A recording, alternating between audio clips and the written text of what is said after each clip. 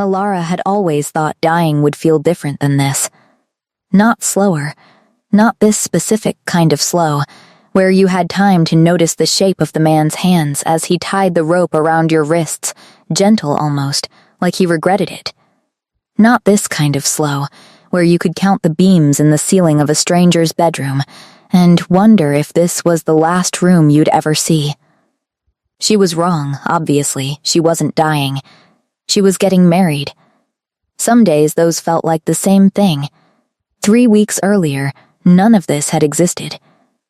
3 weeks earlier, Alara had been exactly where she'd always been knee-deep in the Millbrook, hauling in nets that came up lighter every season, listening to her father cough in a way that scared her more than he let on. The village of Adenfell wasn't dying. Not exactly. It was just running out of time to be anything else.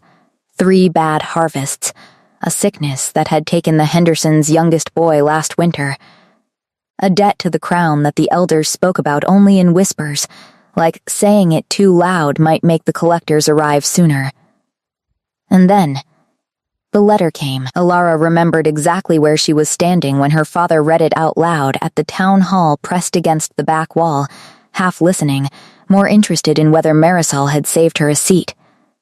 Then, she heard the words royal decree, and her attention snapped forward like someone had pulled a string behind her spine. The terms were simple enough to understand, and impossible enough to accept. Adenfell's debt would be forgiven, protection would be extended, grain would come before winter, this winter, enough to actually matter. All in exchange for one thing. A bride. Not for the king himself, nobody had been foolish enough to suggest that. For a lord in his service, some official whose name nobody in Adenfell had ever heard before that afternoon. A political marriage, the kind that happened in stories about kingdoms far grander than this half-forgotten fishing village. Except now it was happening here, to someone real, and everyone in that hall had gone very quiet, doing the math on which family had a daughter of marrying age and no better options. Alara had a mother who cried without meaning to, and a father whose hands shook now when he tried to mend nets. She had a younger sister, Wren, 17 and terrified and already being looked at by half the room like she was the obvious answer. Alara stood up before she'd decided to. "I'll go," she said. The room turned to look at her the way rooms do when someone says something they can't take back. Her mother had argued, of course, screamed a little, cried more. Her father hadn't said much at all, which somehow felt worse. Wren had grabbed her hand afterward and said, "You don't have to do this," and Alara had squeezed back and said, "Someone does. And it's not going to be you." It wasn't bravery, not really. It was arithmetic. Wren still had a chance at an ordinary life, a boy who liked her, a future that didn't involve leaving everything she knew. Alara had spent the last 2 years watching her father's hands shake and her mother's shoulders bend a little more every season, and she was tired, in a way that made this decision feel less like sacrifice and more like relief. She told herself that on the ride out of Adenfell, 3 days into a journey that felt like it was swallowing her whole. She told herself that again now, standing in a stranger's chamber, wrists loosely tied for a ceremonial binding rite nobody had bothered to explain to her, waiting for a man she had never met to walk through that door and become her husband. The attendant, a stiff, unsmiling woman named Greta, had told her almost nothing. Only that her betrothed was called Lord Corwin, that he served the crown in some capacity nobody would specify, and that Alara should be grateful, considering what? Alara hadn't asked. She'd learned quickly that questions here got shorter answers than they deserved. She looked down at the rope around her wrists, soft blue silk, decorative more than functional, and thought about how strange it was that fear could feel this specific. Not the wide, formless terror of drowning or falling. Something smaller and sharper. The fear of a door opening. Footsteps in the corridor. Alara's spine went straight without her permission. The door opened, and it wasn't a stranger at all. Alara's breath left her in one sharp exhale, because she knew that face. Knew the line of that jaw, the particular way his dark eyes moved over a room before settling, the small white scar through one eyebrow she'd noticed 3 days ago in a clearing 40 miles from here, and had not been able to stop thinking about since. The man from the woods. He stopped in the doorway, and something crossed his face to recognition, sharp and unmistakable, followed almost immediately by something that looked absurdly like guilt. "You," Alara said, before she could stop herself. It came out more accusation than greeting. Alara. He said her name like he'd been carrying it around for 3 days, turning it over. "You're Lord Corwin?" The words felt wrong in her mouth. "You're the man I'm supposed to," she stopped. Because that wasn't quite right either. Something in the careful, controlled way he stood there, the way even his attendants outside had gone silent and rigid at his approach, told her Lord Corwin wasn't the whole truth. "Not exactly," he said quietly, and closed the door behind him. 3 days ago, Alara hadn't known his name at all. She'd stopped at a stream to refill her water skin, exhausted from 2 days of travel with an escort who spoke to her only in clipped necessary sentences. The forest had been quiet. The kind of quiet that made a person feel very small and very far from home, and she'd sat on a flat rock and let herself cry for exactly as long as she'd allotted herself 5 minutes. No more, because crying past that point felt like giving up. She hadn't heard him approach. "That water's cleaner upstream," he'd said, and Alara had nearly fallen into the stream from the shock of it. He'd been sitting on a fallen log, close enough that she should have noticed him, dressed like a hunter or a soldier off-duty plain leather. No crest, no signs of rank. Tall in a way that made the log look smaller than it was. Dark hair pushed back like he'd run a hand through it recently, and eyes that watched her like he was cataloging something, carefully, without letting her see the conclusion he was reaching. "You could have said something before I embarrassed myself," she'd said, wiping her face with the back of her hand, too tired to be properly mortified. "I didn't want to interrupt." A pause. "You looked like you needed it." Needed to cry in front of a stranger? Needed to cry. Period. The stranger part was unfortunate timing. Something in his mouth had almost curved into a smile. Almost she should have been afraid. A woman alone in the woods, a man she'd never met, days from anyone who'd notice if she disappeared. But there had been something in the stillness of him, something careful, that made fear feel like the wrong response. "I'm getting married," she'd told him, for reasons she still didn't fully understand. Maybe because he was a stranger, and strangers were safe in the specific way that people who'd never see you again were safe. "To a man I've never met." "In 3 days. That sounds unpleasant. It's fine." She'd said it too fast. "It's for my village. It matters more than whether I like him." He'd tilted his head, studying her in that unhurried way again. "Does it have to be one or the other?" "What?" "Mattering for your village." Liking him. He'd shrugged, one shoulder, like the question cost him nothing to ask and everything to actually mean. Seems like a strange thing to assume, that they're opposites. Alara hadn't had an answer for that. She still didn't. 3 days later, standing in front of him with silk rope loose around her wrists. They'd talked for almost an hour by that stream. He'd asked about Adenfell, and she'd found herself telling him more than she meant to her father's hands. The debt, the sickness that had taken the Henderson boy, the particular grief of watching a place you loved slowly run out of options. He'd listened in a way that felt unfamiliar, like her words were actually landing somewhere instead of passing through. She'd asked his name eventually. He'd hesitated. She remembered that hesitation now with new understanding, and said, KL, which she now suspected was true in the way a nickname is true, a piece of something larger left deliberately incomplete. "You don't look like someone who spends much time crying by streams," she'd told him, trying for lightness. "I don't spend much time doing anything that isn't required of me," he'd said, and there had been something underneath that sentence she hadn't understood then. She understood it better now, looking at him standing in this doorway with the weight of a title she hadn't known he carried.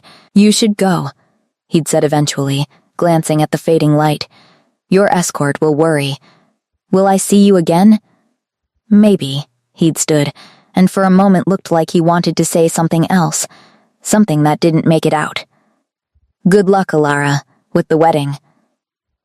She'd walked back to her escort's camp with her chest feeling strange and full in a way she didn't have a name for, and she'd thought about him for 3 days straight, annoyed at herself the whole time for how much space he was taking up in her head when she was about to become someone else's wife. Now, he was standing in front of her in robes too fine for a hunter, and the pieces were rearranging themselves with sickening speed. "You're not Lord Corwin," she said again, quieter this time. "Corwin is my steward," he said. He handled the arrangements. The name on the contract, that was he exhaled, and for the first time since she'd met him, he looked uncertain. It was easier that way. "I wasn't sure how else to meet you without every part of this becoming about my title before it could become about anything else. And what is your title?" He held her gaze, and something in his posture, the way he seemed to brace for her reaction, told her the answer before he said it. "I'm the Alpha King," he said. "Kyle Ashgrave, the man you're supposed to marry today, and 3 days ago, in those woods, I already knew exactly who you were, and I let you talk to me like I was nobody." Alara's mouth opened. Nothing came out. The Alpha King, the most powerful man in the kingdom, the one whose name made the elders in Adenfell lower their voices, whose reputation had reached even their little fishing village in fragments, ruthless in war, untouchable, unmarried despite a decade of pressure from every noble house with an eligible daughter. And she'd told him about her father's hands. She'd cried in front of him. Why? She managed. Why lie? "Because every woman who's ever stood in front of me has seen the crown first," he said. "Low, careful. I wanted 3 days where someone saw me instead." He didn't move closer. That was the first thing Alara noticed, that for a man who apparently held enormous power, he stood very still, like he understood exactly how much space he was taking up in her fear and was trying not to take more of it. "You could have told me," she said. "At any point in 3 days." "I could have." He didn't try to defend it. "I told myself I was protecting the arrangement, making sure you didn't perform gratitude at me the way everyone else does." "But that's not entirely true either." "Then what's true?" He was quiet long enough that she thought he might not answer. "I liked being someone you talked to honestly," he said finally. "I've had very few of those conversations in my life. I wasn't ready to lose it yet." Alara looked down at the silk rope around her wrists, the ceremonial binding she still didn't fully understand, and felt something complicated rise in her chest. Anger. Yes, but tangled with something gentler that made the anger harder to hold on to cleanly. "I'm still marrying a stranger," she said. "I just know his face now." "Is that worse?" "I don't know yet." He nodded slowly, like that was a fair answer, maybe the only honest one available to her. Then, he crossed the room not quickly, giving her every chance to step back if she wanted to, and reached for the rope at her wrists. "This isn't required," he said, undoing the knot with careful fingers. "The binding rite is symbolic. I won't force a beginning built on something you didn't choose to wear." The rope fell away. Alara rubbed her wrist, more out of habit than actual discomfort, and watched him step back to a respectful distance, giving her room to breathe. "Why does the ceremony even need me at all?" she asked. "If you're the king, surely you could have any woman in the kingdom. Political alliance, wealth, whatever this is supposed to be for." Something shifted in his face, not quite pain, but adjacent to it. "There's a pact," he said. "Older than my father's reign. A binding between the crown and a handful of border villages, Adenfell included, going back generations. In exchange for protection and support in hard years, one of those villages provides a bride when the crown requires it." He paused. "It's an old system, an unfair one. I've been trying to dissolve it for 2 years and the council won't allow it. Not without triggering a dozen other agreements I don't have the leverage to unwind yet. So, I'm a debt payment. You're the thing I've been trying to avoid asking anyone to be, he said, and the honesty in it landed harder than she expected. The council chose Adenfell for this cycle. I didn't choose you specifically, Alara. I want to be truthful about that even if it's not comfortable to hear. But you knew, in the woods, you knew I was the one coming. I did. And you still let me talk to you like a stranger. Let me not know I was talking to the man deciding my entire future. Yes, no defense in it, no softening. It was selfish. I understood that even while I was doing it. Alara turned away from him, walked to the narrow window, looked out at a courtyard she didn't recognize, in a castle attached to a life she hadn't asked for and couldn't undo now even if she wanted to. Adenfell needed this. Her father needed this. Ren needed this. None of that had changed in the last 10 minutes, no matter how much the ground had shifted beneath everything else. What happens if I refuse? She asked, quiet. The pact allows either party to decline before the binding is finalized. He said it like it cost him something. If you decline, Adenfell loses the current agreement, but I would personally see to the debt forgiveness regardless. You would not be punishing your village by choosing not to marry me. She turned back to look at him, surprised. You'd do that, even if I said no? I'm not interested in a wife who stays because the alternative is her family's ruin, he said. If that's the only reason you're standing here, I'd rather send you home and find another solution for Adenfell myself. It should have made the decision easier. Instead, it made it harder, because it removed the one clean, simple reason she'd been holding on to for 3 days that this was sacrifice, that this was arithmetic, that liking or not liking him was irrelevant. Now it was relevant. Now it was the only thing that mattered. Ask me again, she said. Properly, not as the crown. As Kale. Something moved across his face, surprise, then something warmer underneath it. He knelt, not fully, not a formal proposal, just enough to bring his eyes level with hers, and there was nothing careful in his expression anymore, nothing measured. Alara of Adenfell, he said. Would you marry me? Not the pact, not the debt. Me, she should have needed more time to answer. That was what she told herself later, lying awake in a bed too large and too soft for someone who'd spent her whole life sleeping on a straw mattress that creaked. She should have needed days, weeks, some proper interval to weigh the decision the way a decision this size deserved to be weighed. Instead, she'd said yes almost before he'd finished the sentence, and neither of them had commented on how fast it came. The wedding itself happened that same afternoon, smaller and stranger than anything Alara had imagined during the 3 days of dreading it. No grand cathedral, no 1,000 watching nobles. KL had insisted on something private. Just a handful of witnesses and an old priest who performed the rites with the bored efficiency of a man who'd done this 100 times for 100 different couples who didn't particularly want to be there. Except this time, standing beside him, Alara found she did want to be there. That realization terrified her more than the wedding itself. You're allowed to look less like you're facing an execution, Kyle murmured during a lull in the ceremony, and she'd nearly laughed out loud, which earned her a sharp look from the priest and a poorly disguised smile from Kyle that made the whole absurd afternoon feel suddenly bearable. Afterward came the part nobody had warned her about the court. Alara had known, abstractly, that marrying a king meant becoming visible to an entire world of people who'd spent their lives around wealth and power, but she hadn't understood what that visibility would actually feel like until she was standing in a hall full of nobles who looked at her like she was a puzzle they were trying. Politely, to solve. The fisherman's daughter, someone murmured behind a raised fan, not quietly enough. How extraordinary. Alara kept her chin level and said nothing, though her hands wanted to curl into fists at her sides. Ignore them, Kyle said, close enough that only she could hear. They'll find something else to whisper about within a week. Will they? No, he admitted, but I'll deal with it if it becomes a problem. One woman in particular seemed unable to stop watching Alara across the hall tall, elegant in a way that looked practiced rather than natural, with pale gold hair arranged in a style that must have taken hours.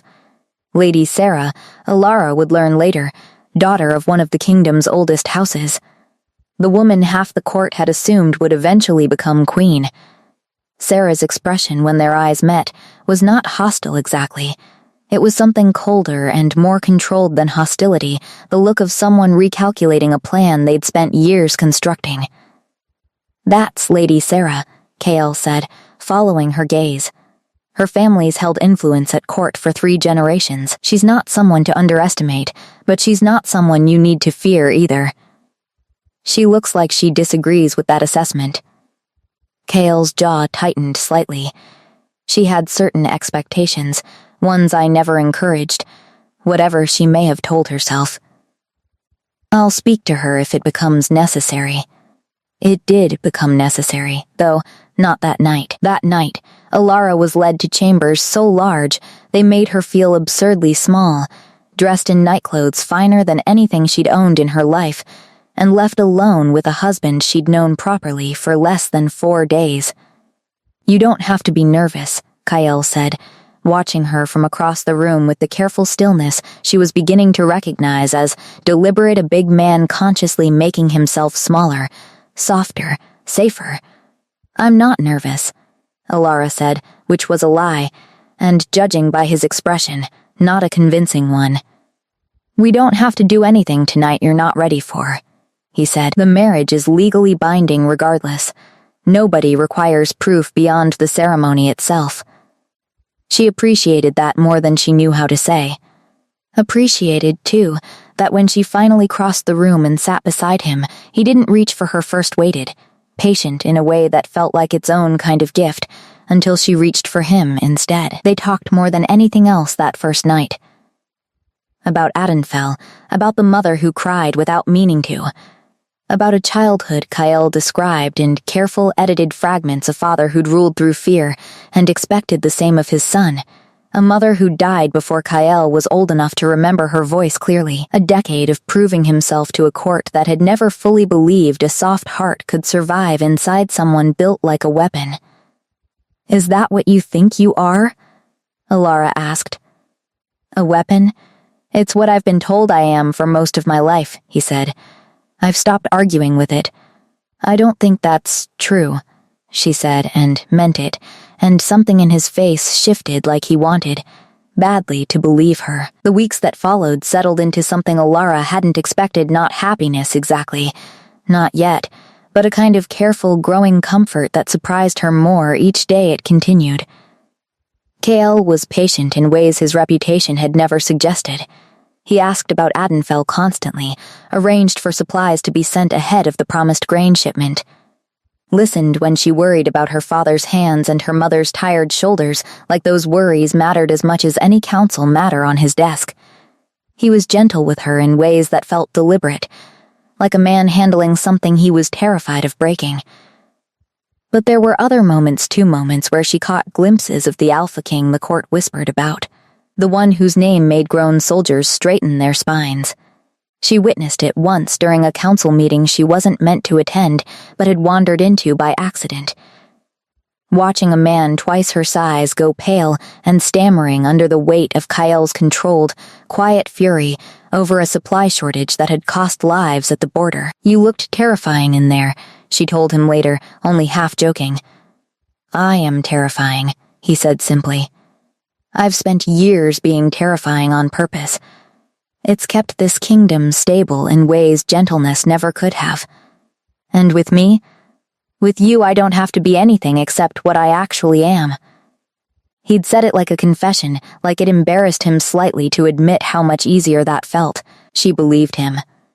Mostly, Lady Sarah remained a persistent, uncomfortable presence at court, never openly hostile, always technically correct in her behavior, but with a way of appearing at gatherings Alara attended, offering comments about proper etiquette or castle customs, delivered with just enough condescension to sting without ever crossing into something Alara could reasonably object to. You held your fork incorrectly at dinner, Sarah told her once, in a tone dressed up as helpfulness. Small things matter more here than you might realize, coming from where you did. Thank you for noticing, Alara said, refusing to give her the satisfaction of visible discomfort, though she practiced holding her fork correctly for 20 minutes alone in her chambers that night. Furious at herself for caring. She's testing you, Kyle said when Alara mentioned it. Looking for a crack she can widen. Don't give her one. I'm trying not to. You're doing better than you think. He'd reached over and taken her hand, thumb moving over her knuckles in a way that had become familiar over the past weeks, comforting in a manner she hadn't expected to need, but had come to rely on regardless. Sarah has spent years believing this crown belonged to her eventually. It's going to take her time to accept that it never did. Did you ever consider her? Before me? My counsel did. I never did. He said it plainly, without the diplomatic softening he usually applied to court matters. There's a difference between being suited to a position and being suited to a person. Sarah would have made an adequate queen. She would never have made me happy. And I do? He looked at her with an expression she hadn't yet learned the full shape of, something between wonder and disbelief, like he still hadn't fully processed his own luck. More than I know how to explain. It was during one of the quieter evenings, weeks into the marriage, that Alara finally worked up the courage to ask him something that had been sitting uneasily in her chest since the wedding. Do you regret it? She asked. Meeting me the way you did. Lying, even for 3 days. Kyle considered the question with the seriousness it deserved. I regret the lie, he said, not the meeting. If I'd come to you as the king from the start, you would have performed gratitude at me the way everyone else does. I would never have known what you actually thought, what you actually felt, before the crown made it complicated. You could have told me sooner. Before the wedding day. I could have, he admitted. I told myself I was waiting for the right moment. But some part of me was afraid that once you knew, you'd stop looking at me the way you did in those woods. He paused. I was afraid of losing something I'd only just found. Alara thought about that for a long moment, turning the honesty of it over in her mind. I understand fear like that, she said finally, better than I'd like to. I know, Kale said quietly. It's one of the reasons I trust you with the truth now, even the parts that don't reflect well on me. She leaned against him, and he wrapped an arm around her without hesitation, and for a while neither of them said anything else, content in the particular quiet that had become theirs. It wouldn't last, of course. Nothing that easy ever did. The letter arrived on an otherwise unremarkable Tuesday, carried by a rider who'd pushed his horse hard enough to arrive lathered and shaking. Adenfell was flooding. Alara read the message twice before the words fully landed. Unseasonable rains, the river breaking its banks, half the lower village already underwater, her family's home among the first to flood given its proximity to the water. Her father, weakened already, had been pulled from rising water by neighbors. Her mother was safe but frantic. Wren had gone missing for 6 terrifying hours before being found sheltering in the mill with 2 younger children she'd refused to leave behind. I need to go to them, Alara said, already moving toward the door before she'd finished the sentence. You will, Kale said, already calling for his steward, already setting motion to a dozen things simultaneously: supplies, physicians, an escort large enough to make the 3-day journey safely and quickly. I'm coming with you. You can't. The council can manage a week without me for something like this, he said, and there was no room in his voice for argument. Your village is drowning, Alara. I'm not sending relief from behind a desk while you go alone. She hadn't expected the offer, hadn't dared to. Kings, in her limited understanding of them, sent soldiers and supplies and letters of condolence. They didn't ride 3 days themselves into a flooded fishing village to stand in the mud beside people who had nothing to offer them. KL did exactly that. He arrived in Adenfell not as the Alpha King in ceremonial armor, but in plain traveling clothes, sleeves rolled up within an hour of arrival, hauling sandbags alongside villagers who had no idea, initially, who he actually was. It was only when someone recognized the royal insignia on the escort's uniforms that a ripple of shock moved through the village, followed by a kind of stunned, grateful disbelief that their king, the man whose name they'd only ever spoken with fear, was standing waist-deep in floodwater beside them. "Your Majesty, you shouldn't be," one of the village elders started, mortified. "I've been in worse places than this," Kyle said, hefting another sandbag. "Where do you need these?" Alara's father, weak but alive, watched his son-in-law work alongside neighbors and strangers with an expression that shifted slowly from disbelief to something like awe. "He's not what I expected," her father said quietly, watching Kyle direct a group reinforcing the mill's foundation. "He's not what anyone expects," Alara said, and found herself smiling despite everything, despite the exhaustion, despite the fear that had gripped her chest since the letter arrived. They stayed 4 days, longer than Kyle had originally planned, overseeing repairs, ensuring supplies actually reached the families who needed them most, rather than disappearing into administrative delay. By the time they left, the village that had once whispered about the Alpha King with dread had begun, cautiously, to speak of him differently. "You didn't have to do all that," Alara told him on the ride back, watching the exhaustion finally settle into his shoulders now that there was no one left to perform strength for. "I wanted to," he said simply. "This is your home. It matters because it matters to you." "Sarah wouldn't have come," Alara said, not quite sure why she brought it up. "No," Kyle agreed. She wouldn't have understood why it was necessary. It was during the ride home that the first real conversation about the future happened, not the immediate future of flood repairs and supply lines, but the larger, more permanent question of what came next. "I've been thinking about the pact," Kale said, "the one that brought you to me. I want to end it formally, not just for Adenfell, for every village bound by it. Can you do that?" "I can now," he said. The council resisted because they worried about destabilizing agreements built on it, but watching you these past months, watching what you've become at court despite everything working against you, I have leverage now I didn't have before. Proof it doesn't need to work the way it always has. Because of me? Because you've shown them a queen who cares about a flooded fishing village more than she cares about court politics," Kyle said. "That matters more than any argument I could have made alone." Alara felt something warm and fierce rise in her chest, gratitude tangled with a growing, undeniable love she hadn't fully admitted to herself yet, not out loud, not even in the privacy of her own thoughts. She should have known better than to feel settled. Somewhere back at court, Lady Sarah had been watching the king's absence with an entirely different kind of attention, and she had not spent those 4 days idle. Alara noticed the shift the moment they returned to court, a change in the air she couldn't immediately name, glances that lingered a half-second too long. Conversations that stopped, rather than paused when she entered a room. "Something's different," she told Kyle that evening. "People are looking at me strangely." "Court gossip," he said, though his jaw had tightened in a way that suggested he already knew more than he was saying. "It'll pass." It didn't pass. If anything, it grew worse over the following days, whispers following her through corridors like a persistent draft she couldn't quite locate the source of.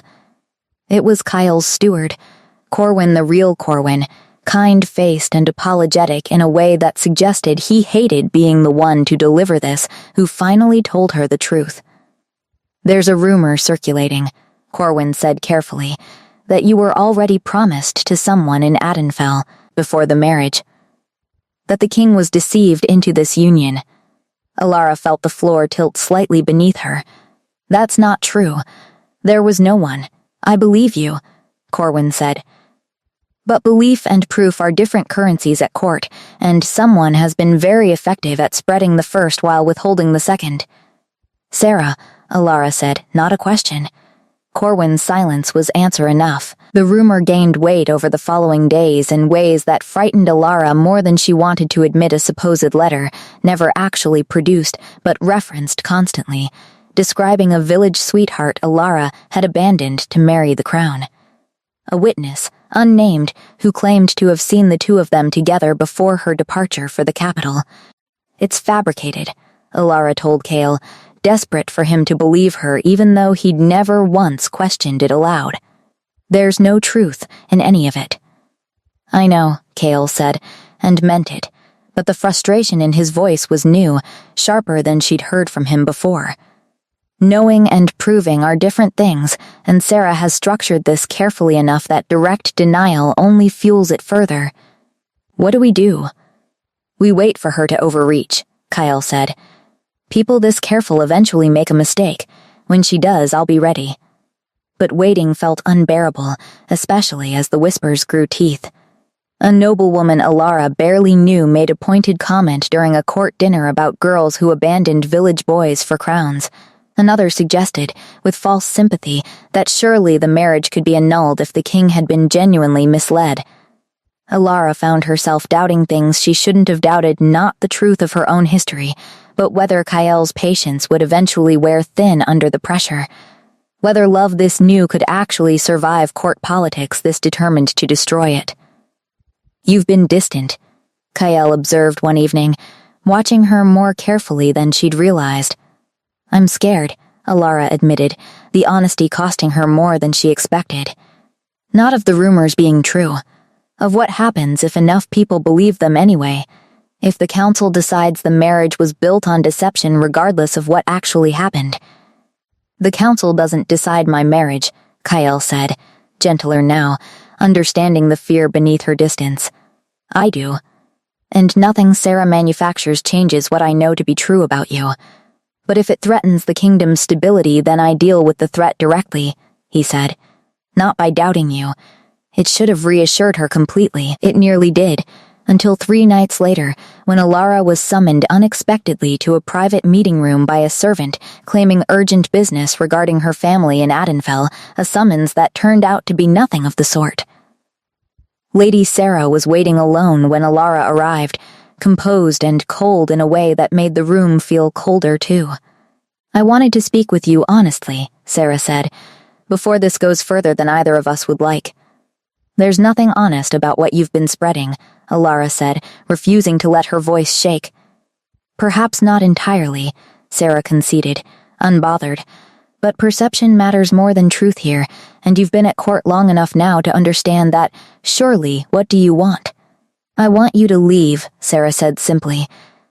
"Quietly, return to Adenfell, claim you were homesick, whatever preserves your dignity best. In exchange, the rumors stop. Your family remains protected, the debt forgiveness remains honored. Everyone gets what they actually need. Except Kyle." "Kyle needs a queen this court respects without effort," Sarah said, "not one he has to fight a war of rumors to protect indefinitely. I'm offering you an exit before it becomes something uglier. And if I refuse?" Sarah's expression didn't change, which was somehow worse than if it had. "Then I suppose we'll see how much of this the marriage can survive." Alara didn't tell Kyle about the meeting immediately. She told herself it was because she needed to think clearly first, without his fury complicating her judgment. But the truth was smaller and more frightening than that some part of her was afraid that if she repeated Sarah's threat out loud, it might start to feel possible in a way it currently didn't. That silence turned out to be a mistake. Sarah moved faster than Alara expected, and with far more precision than a simple rumor campaign. 3 days after their private meeting, Alara received an urgent message claiming Kale needed her in the East receiving room, immediately a summons that felt wrong the moment she read it. Phrased strangely, missing the small personal touches Kale's actual messages always carried. She went anyway, because the alternative was not going and being wrong about that instinct. The East receiving room was empty when she arrived, except for a man she didn't recognize standing near the window, and Sarah positioned just inside the doorway like she'd been waiting for this exact moment. "What is this?"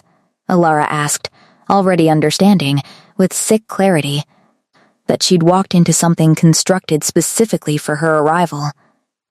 An unfortunate misunderstanding, Sarah said. That's about to become considerably worse for you. The door opened again before Alara could respond, and Kyle stepped through it, summoned by a message that had clearly been engineered with the same careful cruelty as her own. His eyes moved from Alara to the unfamiliar man beside her, positioned deliberately close, and something in his expression shifted, hardened, a fury Alara had glimpsed only once before, during that council meeting she'd witnessed by accident months ago. Explain this, Kale said, voice dangerously quiet. There's nothing to explain, Alara said quickly. I don't know this man. I received a message saying you needed me here, as did I, Kyle said. Saying you needed me here, urgently, alone. His gaze moved to Sarah, understanding arriving with visible speed. You arranged this. I arranged an opportunity for the truth to reveal itself, Sarah said calmly. What you both choose to believe about what you're seeing is entirely your own decision. There's nothing to see, Alara said, desperation creeping into her voice now. This is exactly what she wants you to think I know, Kyle said, and something in his tone made Alara's breath catch, because it wasn't doubt in his voice at all. It was fury, but not directed at her. He crossed the room in 3 strides and gripped the unfamiliar man by the collar, lifting him half off his feet with a strength that made the man's face go pale with genuine terror. Who paid you, Kyle said, voice dropping into something Alara had never heard directed at another person before, to stand in this room? I, Your Majesty. I didn't who, Kyle repeated, and the man broke almost instantly, the truth spilling out in a frightened rush payment from Lady Sarah's household. Instructions to simply stand close to the Queen when summoned, nothing more explained, nothing more required. Kyle released him, and the man fled the room without looking back. You fabricated this, Kyle said, turning to Sarah, and his voice had gone dangerously flat. I created an opportunity, Sarah said, though for the first time her composure cracked slightly at the edges, sensing the ground shifting beneath her plan faster than she'd anticipated. What you do with the truth of her origins, her deception before the marriage, that's entirely there was no deception. Kyle said. Not from her. All of it. Every rumor, every whispered lie, it came from you. You can't prove I don't need to prove anything, Kyle said. I own this kingdom, Sarah. I decide what happens next, and right now what's happening is you leaving this court, permanently, before I decide your family's holdings deserve closer scrutiny than they've received in years. Sarah's face went white, the calculation behind her eyes shifting rapidly as she recognized, too late, that she'd overplayed a hand she'd believed unbeatable. Your Majesty, surely you have 3 days to arrange your departure, Kyle said. Use them wisely. Sarah left without another word, though the look she gave Alara on her way out carried a bitterness that made Alara's skin crawl even after the door closed behind her. Alone finally, Kyle turned to Alara, and the fury drained slowly from his face, replaced by something gentler, guiltier. I should have believed you faster, he said. The moment the rumors started, I should have shut them down entirely instead of waiting for proof. You believed me, Alara said. You just needed proof for everyone else. I needed proof for myself too, somewhere I wasn't proud of, he admitted. For half a second in that doorway, before I understood what I was looking at, there was doubt. I hate that there was doubt. Alara crossed the room and took his hand, feeling the tension still coiled tight beneath his skin. It was half a second, she said. I can live with half a second, Kyle. What I couldn't live with was you believing it. I never believed it, he said. Not really. I was afraid, and fear made the half-second longer than it should have been. The weeks following Sarah's departure brought a kind of quiet Alara hadn't experienced since arriving at court, not the anxious quiet of waiting for the next attack, but something closer to peace, tentative and unfamiliar enough that she kept expecting it to shatter. It didn't, not immediately. Instead, something else happened, something that surprised her more than any court intrigue could have. The formal dissolution of the ancient pact went through the council with less resistance than Kale had anticipated the flood in Adenfell, and the visible, undeniable evidence of the king wading through floodwater alongside his people had shifted public sentiment in ways that made the old system look exactly as outdated and unnecessary as it actually was. Villages across the border regions would no longer be required to offer daughters as a condition of protection. The debt that had brought Alara to the capital in the first place became simply forgiveness, unconditional, permanent. "You did this," Alara told him, reading the formal decree with something close to disbelief. "Because of Adenfell. Because of me. Because it was already wrong," Kael said. "You simply gave me the leverage to finally fix it." Her father's health improved slowly but steadily with proper physicians and consistent care, funded quietly by the crown in ways Kyle insisted were simply appropriate for family, not charity. Ren, given the chance at an education she'd never have accessed in Adenfell, began attending lessons at the capital, discovering an aptitude for mathematics that surprised everyone except, apparently, Alara, who'd always known her sister was sharper than the village had given her room to be. "She could run an entire treasury someday," Kael observed once, watching Ren work through figures with an ease that made her tutors visibly impressed. "Don't tell her that," Alara said, laughing. "She'll never stop reminding me she's smarter than both of us combined." It was during this quieter season that Alara finally allowed herself to fully believe in the life she'd stumbled into, not the version built on obligation and sacrifice. The arithmetic that had sent her toward the capital in the first place, but something chosen, wanted. Real in a way she hadn't expected marriage to a stranger could ever become. "I keep waiting for something to go wrong," she admitted to Kale one evening, the honesty slipping out before she'd fully decided to share it. "This feels too settled, too easy, after everything." "It won't always be easy," Kale said. "Kingdoms rarely stay quiet for long, and neither does court." But this he gestured between them, something soft in his expression. "This part, I don't intend to let anything shake." "You can't promise that." "No," he agreed. "But I can promise I'll fight for it every time something tries." There was a particular evening, months into the settled quiet, when Kyle brought her somewhere unexpected, not the grand chambers she'd grown accustomed to, but a modest garden tucked behind the castle's older wing, overgrown in a way that suggested it had been forgotten by most of the court. "This was my mother's," he said, walking her through paths half reclaimed by wildflowers. "Before she died. I used to come here as a child, though I stopped once my father decided gardens were an indulgence unbecoming of an heir. It's beautiful," Alara said, meaning it, drawn to the unpretentious wildness of it in a way the castle's formal gardens had never managed. "I want to restore it," Kyle said. "Properly, not as a monument, just as a place that's ours." He paused, watching her reaction carefully. "I want our children, if we're fortunate enough to have them, to grow up somewhere that isn't only formal ceremony and political calculation." The mention of children, spoken so plainly, so hopefully, made something warm settle deep in Alara's chest. "You're thinking that far ahead already?" "I've been thinking about it since the flood," he admitted.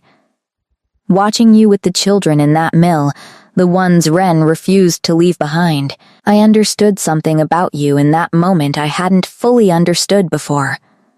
"What?" "That you'll be a remarkable mother," he said simply, "and that I very much want to see it." Alara reached for his hand among the overgrown flowers, and for a long moment neither of them spoke, content in a quiet that felt, finally, permanent rather than temporary, the kind of peace that didn't need defending, at least not today, not in this particular garden, with this particular man who'd once lied to her by a stream and spent every day since making up for it in ways she'd stopped counting. The announcement of Alara's pregnancy came nearly a year after the wedding, delivered first to Kael in the privacy of their chambers before any court physician made it official. "You're certain?" he asked, and Alara had never seen him look quite so carefully hopeful, like he was afraid to fully believe it before confirmation arrived. "The physician confirmed it this morning," she said. "I wanted to tell you myself before anyone else found out." Kael's reaction wasn't the composed, careful response of a king processing important news for succession purposes. It was raw, immediate. He crossed the room and pulled her into his arms with a kind of desperate gentleness, like he was trying to hold something precious without accidentally crushing it. "Alara," he said, her name coming out rough, and she felt something wet against her shoulder that she was fairly certain wasn't hers. "Are you crying?" she asked, half laughing, entirely undone by the sight of it. "I don't cry," he said, clearly crying. Of course not. The pregnancy brought its own particular challenges. Court physicians who hovered with an intensity Alara found suffocating, her mother arriving from Adenfell to help despite the long journey being difficult for a woman still recovering from the flood's aftermath, and a summer heat that made the final months feel endless in a way nobody had adequately warned her about. But it also brought a kind of tenderness from Kael that surprised her constantly, despite months of learning exactly how gentle he could be beneath the fearsome reputation. He rearranged council meetings around her needs without being asked. He learned, with an almost scholarly dedication, which food settled her stomach and which made the nausea worse. He read to her in the evenings when sleep proved difficult, his voice low and steady, the same voice that had once made grown soldiers flinch, now used entirely for her comfort. "You don't have to do all this," she told him once, watching him carefully rearrange pillows for the 4th time that evening.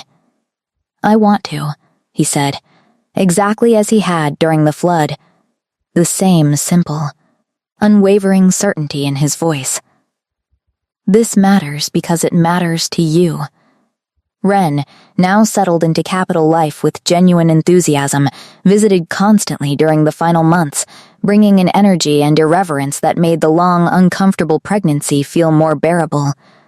"You look enormous," Ren informed her cheerfully during one visit. "Thank you. That's exactly what every expectant mother wants to hear. I'm just being honest. You're the size of a small barn. I'm going to remember this when you're pregnant someday." "I'm never having children," Ren said with the absolute confidence of a 17-year-old who'd recently discovered mathematics offered a far more predictable future than family life. "I'm going to run a treasury and never sleep badly again." Alara laughed, the sound genuine and easy in a way that would have felt impossible during those first frightened weeks at court, back when every conversation felt like navigating unfamiliar terrain without a map. Her father, though frail, made the journey for the final month, determined to be present for the birth despite everyone's protests that the travel was too much for his health. He arrived thinner than Alara remembered, but with color in his cheeks that hadn't been there in years, evidence of proper care finally reaching a man who'd spent decades without it. "I never imagined this," he told her one evening, watching Kael across the room in careful conversation with a physician about the birth preparations. "The night you volunteered at that town hall meeting, I thought I was losing you to something terrible." "You almost did," Alara admitted, if Kael had been anyone else. "But he wasn't," her father said. "And you found each other anyway, underneath all the deception and politics. That has to mean something." "It means everything," Alara said, and found she meant it completely, without reservation, in a way the frightened girl standing in that town hall a year ago could never have predicted. The labor, when it finally came, was long and difficult in the particular way labors often are, but Kael remained beside her throughout every hour of it, refusing the physician's suggestions that he wait elsewhere, holding her hand through pain that made her understand, finally, why women spoke of childbirth the way soldiers spoke of battle. When their daughter finally arrived, small and furious and undeniably alive, Kyle held her with a careful reverence that made Alara's exhausted heart ache with something too large for words. "She's perfect," he whispered, and Alara, watching the most feared man in the kingdom cradle their daughter like she was made of something more fragile than glass, thought that perhaps this was the truest version of him, not the weapon his father had raised him to be. But this. They named her Rowan, after KL's mother, whose garden they'd finally restored together in the months leading up to the birth wildflowers cleared and cultivated, without losing the untamed spirit that had drawn Alara to it initially. Benches added where none had existed before. A small fountain KL had commissioned specifically for the sound of running water, which he claimed reminded him of the stream where they'd first met. "You never told me that's why you wanted the fountain," Alara said, discovering the detail months after its installation, watching him with newfound understanding. "I didn't want to make it obvious," Kyle admitted, slightly sheepish in a way she found endlessly endearing on a man who ruled an entire kingdom with unquestioned authority. "It felt sentimental in a way I wasn't sure how to explain properly. You could have just told me. I'm still learning how to do that," he said, saying things plainly, without armor around them. "You've made it easier than I expected, but old habits take time." Rowan grew quickly in the way infants do, developing a temperament that seemed to combine her father's quiet intensity with her mother's stubborn determination in ways that already, at only a few months old, worried the court advisors about what kind of ruler she might eventually become. "She's going to be difficult," one advisor commented during a particularly loud display of infant displeasure over a delayed feeding. "Good," Kyle said, entirely unbothered. "This kingdom needs rulers who refuse to accept convenient answers." Adenfell flourished in ways it hadn't in decades. The debt forgiveness and consistent crown support transforming a village that had been slowly dying into one with genuine prospects for the first time in a generation. Alara visited regularly, bringing Rowan along as she grew old enough to travel, watching her daughter splash in the same river Alara had grown up fishing. Now clean and properly managed thanks to infrastructure improvements KL had personally overseen. "This is where you're from," Alara told Rowan during one visit, though her daughter was far too young to understand the words, more interested in the texture of river stones than any explanation of heritage. "Never forget where you're from, even when you have everything else available to you." Her father lived long enough to watch Rowan take her first unsteady steps across the garden Alara and Kyle had restored together, a milestone that brought tears to eyes that had grown accustomed to hardship rather than joy. "I never thought I'd see this," he told Alara quietly, watching his granddaughter stumble determinedly across grass that had once been overgrown wilderness, a future this good, for any of us. "You earned it," Alara said. "All those years, all that hardship. You earned something better eventually." The marriage itself, tested early by lies and rumors and a rival's careful manipulation, settled into something steady and unshakable in the years that followed, not without disagreements, not without the ordinary friction of two people building a life together, but grounded in an honesty that had been hard-won and was, both of them agreed, worth every difficult conversation it had required to reach. "Do you regret the woods?" Alara asked him once, years later, watching Rowan chase something through the garden that only made sense to a small child's imagination. "The lie you told me? Before any of this?" "I regret that it was necessary," Kyle said, exactly as he had the very first time she'd asked him this question, though his answer had deepened with years of certainty behind it now. "I don't regret meeting you. I don't regret any single moment since, even the ones that nearly broke us. Even Sarah? Especially Sarah," he said. "Without her overreaching, I might never have understood how much I was willing to fight for what we'd built." Sometimes the worst moments clarify things gentler seasons never could. Alara considered that, watching her daughter's small, determined face as she attempted, unsuccessfully, to catch a butterfly that had no interest in being caught. "I volunteered at that town hall meeting because I thought I was making a sacrifice," she said, "giving up my own future to save everyone else's. And now, Now I understand I wasn't giving anything up at all, she said. I was walking toward exactly the life I didn't know yet that I wanted. Kyle reached for her hand, and they stood together in the garden that had once belonged to a mother he barely remembered, and now belonged to a daughter who would grow up knowing exactly how loved she was. In a kingdom slowly learning that strength and gentleness were never actually opposites. Not when the person holding both understood how to balance them properly. Forced to marry a stranger, Alara said quietly, almost laughing at how far that description now felt from the truth. And instead, you found exactly the life you were always meant to have, Kale finished, and neither of them needed to say anything else, content simply to watch their daughter grow up in a garden built from restored wilderness and hard-won honesty. Exactly as it should have been from the very beginning.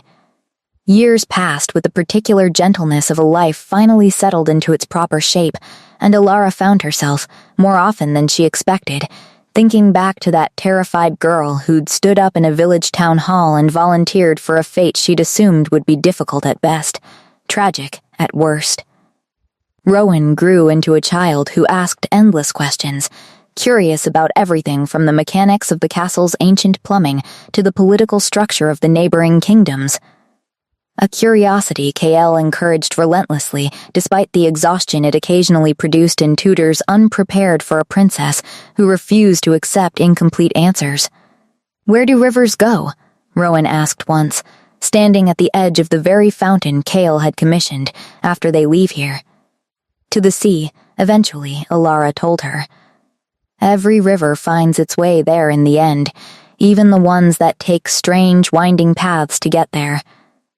Did your river take a strange path?"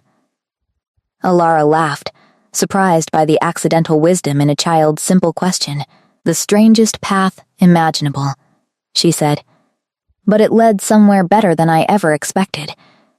Adenfell continued to prosper, no longer a village defined by debt and hardship, but one known increasingly for the quality of its harvests and the resilience of its people, a transformation Alara watched with quiet pride during each visit home.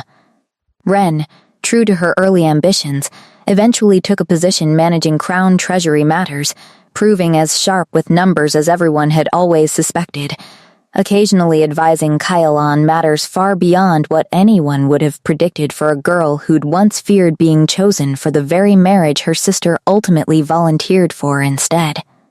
"You saved me from a life I would have hated," Wren told Alara once, years into her treasury work. "I would have made a terrible queen consort. I'm a far better accountant." "You would have found your way regardless," Alara said. "I just gave you a different path to find it on." Sarah, in the years following her departure, faded from court gossip almost entirely, rumored to have settled in a distant province with family holdings far removed from the capital's political intrigue. Occasionally news of her reached the castle secondhand, mostly unremarkable, the fire that had once driven her careful schemes apparently redirected toward more ordinary pursuits. Alara found she didn't think of her often, the wound of those difficult weeks having healed into something more like a distant scar than an open injury. Kyle's rule strengthened over the years, tempered by the lessons of that first difficult year of marriage into something more thoughtful than the fear-driven authority he'd inherited from his father. The old pact system, fully dissolved, became a footnote in the kingdom's history rather than an ongoing injustice, occasionally referenced in lessons about outdated governance that new generations found difficult to believe had ever been standard practice. "You changed more than just our lives," Alara told him once, watching him work through council matters with a patience that had grown more natural over the years rather than performed. "You changed how this entire kingdom treats the people it's supposed to protect." "You changed how I understood what protection actually means," Kyle said. "I used to think it meant strength alone. You taught me it means presence, too. Showing up, even when showing up is difficult." Their second child arrived 3 years after Rowan, a son they named Finn, quieter than his sister, but with the same stubborn determination that seemed to run through both sides of the family, regardless of which parent's temperament he'd otherwise inherited. Life, in the years that followed, settled into the ordinary rhythms of a family navigating both the demands of ruling a kingdom and the simpler joys of watching children grow, occasionally interrupted by the political complications inherent to any position of power, but never again shaken by the particular betrayal that had nearly unraveled everything during that first difficult year. "Do you ever miss it?" Kyle asked once, years later. The simple life. Fishing nets and river water instead of council meetings and formal ceremony. Alara considered the question seriously, watching Rowan and Finn chase each other through the garden that had become, over the years, entirely their own rather than simply Kyle's mother's memory. "I miss the simplicity sometimes," she admitted. "But I don't miss the fear. The uncertainty of whether my family would survive another bad harvest, another sickness we couldn't afford to treat properly." She reached for his hand. "This life is more complicated, certainly, but it's also safer, in ways that matter more than simplicity ever did." "I'm glad," Kale said. "I've spent every day since that stream trying to make sure you never regretted saying yes." "I never have," Alara said. "Not once." 10 years after that frightened girl had stood up in a village town hall and volunteered for a marriage she'd assumed would be nothing but sacrifice, Alara sat in the same garden where Kyle had first told her about his mother, watching their 2 children grow into people neither of them could have fully predicted, and understood, with quiet certainty, that the strange, winding path her river had taken had led exactly where it was always meant to. Rowan, 10 years old now, had developed an interest in governance that made the court advisors increasingly certain the kingdom's future was in capable hands, asking questions during council observations that occasionally embarrassed advisors twice her age with their sharpness. Finn, 7, showed less interest in politics and more in the mechanics of things, disassembling clocks and simple machines with a curiosity that Kale found endlessly amusing, given his own complete lack of patience for such precise, delicate work. "He's going to take apart the entire castle eventually," Kale observed, watching Finn methodically dismantle a broken lantern with intense concentration. "Better than setting it on fire," Alara said. Small mercies, the garden itself had grown into something neither entirely wild nor entirely cultivated, a balance Alara had insisted on maintaining despite the castle groundskeeper's occasional suggestions that more formal landscaping might suit a royal garden better. "Your mother wouldn't have wanted formal," Alara told Kale once, when the suggestion came up again. "She'd have wanted exactly this. Something that feels alive rather than arranged." "You never met her," Kyle pointed out, though gently, without real argument. "I know her through you," Alara said. "And through this garden. That's enough." Adenfell, when Alara visited now, bore little resemblance to the struggling village she'd left behind a decade earlier. New construction lined streets that had once been muddy and neglected. The mill wren had once sheltered children in during the flood, now serving a prosperous grain trade that extended well beyond the village's own needs. Her mother, older now but healthier than she'd been in years, had taken to helping manage the village's growing affairs, a role she approached with the same quiet determination she'd once brought to simply keeping her family fed through difficult seasons. "You gave this village a future," her mother told her during one visit. "Whatever else people say about political marriages and royal obligations, you gave us this. Kyle gave you this," Alara said. "I only married him. You gave him reason to care enough to fix it properly," her mother countered. "That matters more than you're willing to admit, Alara. It always has." Perhaps her mother was right. Alara had spent years deflecting credit for changes that had transformed not just Adenfell, but the entire system of border villages once bound by an unfair, outdated pact, uncomfortable with the idea that her presence alone had mattered as much as Kale's direct action.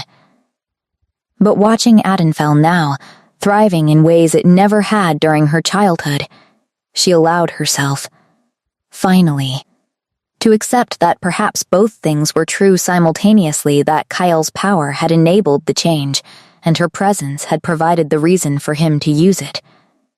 Kyle found her later that evening, still sitting in the garden long after the children had been called inside for dinner, watching the last of the daylight fade over restored wildflowers that had once been forgotten and overgrown. "You're thinking too hard about something," he observed, settling beside her with the easy familiarity of 10 years of marriage. "Just remembering," she said, "that town hall meeting. How certain I was that I was sacrificing everything. And now I understand I was walking toward everything instead," she said, echoing words she'd said years before, though they felt truer now, weighted with a decade of evidence rather than early hope. The village girl who thought she was giving up her future found something better than she ever could have imagined for herself. The stranger she was forced to marry, Cale said, turned out to be exactly what she needed all along. "He did," Alara agreed, leaning into him as the garden settled into evening quiet around them, their children's laughter drifting faintly from inside the castle, the entire complicated, difficult, ultimately beautiful decade stretching behind them like proof that even the most frightening beginnings could lead somewhere worth every difficult step it took to arrive.